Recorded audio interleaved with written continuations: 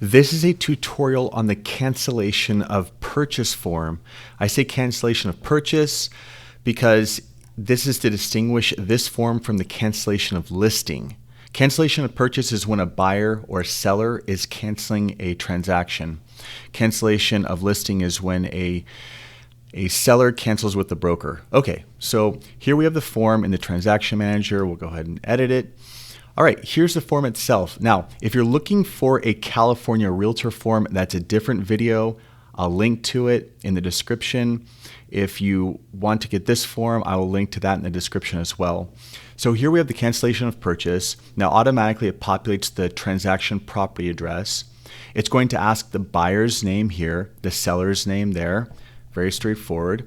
Now, which party is canceling? So let's say the buyer's canceling because that's the most common. Now, sometimes agents put per mutual agreement. And I guess if that's the case where both parties just look at each other and decide to cancel, you can check that box.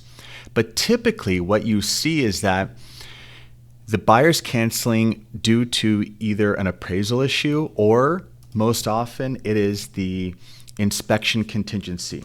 So there's something that went wrong with the inspection or after doing an inspection they don't like it. So you just write in inspection contingency. You could put in line 102 from the purchase agreement. You can write it however you want, but all you need to do is invoke whatever provision is in the RPA, whatever contingency allows the buyer to walk. Now, let's say this isn't the case. These other options down here, which work for either the buyer or the seller, these are when one party hasn't fulfilled their obligation. For example, a seller hasn't furnished disclosures. So the buyer can say the seller has failed to perform a contractual obligation and a written request was given. Same thing with a seller if they are telling the buyer to do something and the buyer's not, let's say, removing contingencies. Well, the seller can say this and the seller can cancel.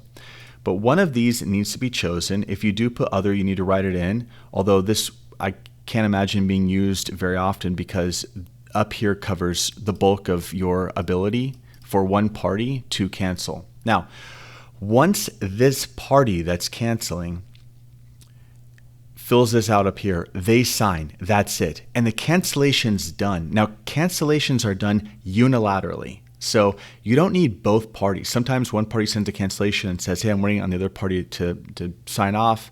You don't need that. One party cancels, that's it. And that party that's canceling is signing right here, printing their name and dating. And that's it. Now, this form, in theory, you could just fill out this top section and send it to the other party. And the contract is done. It's terminated, provided you did it properly.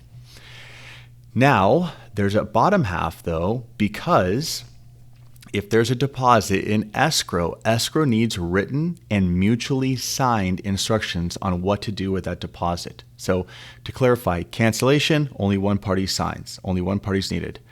But release of funds from escrow, both parties need to sign.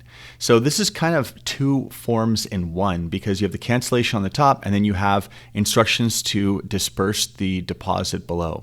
So you can put in the escrow number, name of the escrow company, and then you just check the applicable box. If the buyer's canceling, in our example, let's say the buyer's canceling, they did an inspection, they're not happy with the inspection. The buyer can just check this box here and say that they're releasing or they're asking for the deposit to be released less any costs that the buyer incurred. Now, typically the buyer doesn't incur any costs, but what if the buyer ordered an inspection and billed it to escrow? Well, it's only fair that the fee that the buyer incurred is going to be paid out of the buyer's deposit. So that's why you check this box. Most of the time though, the full 100% of the deposit is refunded because there's nothing to be paid.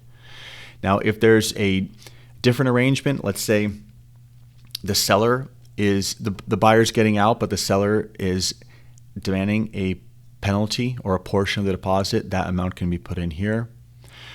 This can be signed just to basically instruct escrow to hold on to the deposit while the parties seek a resolution to the dispute. And a special arrangement can be written here, another, and that's it. Signed, and this can be delivered to escrow. If you have any questions, please leave a comment. Thank you for watching.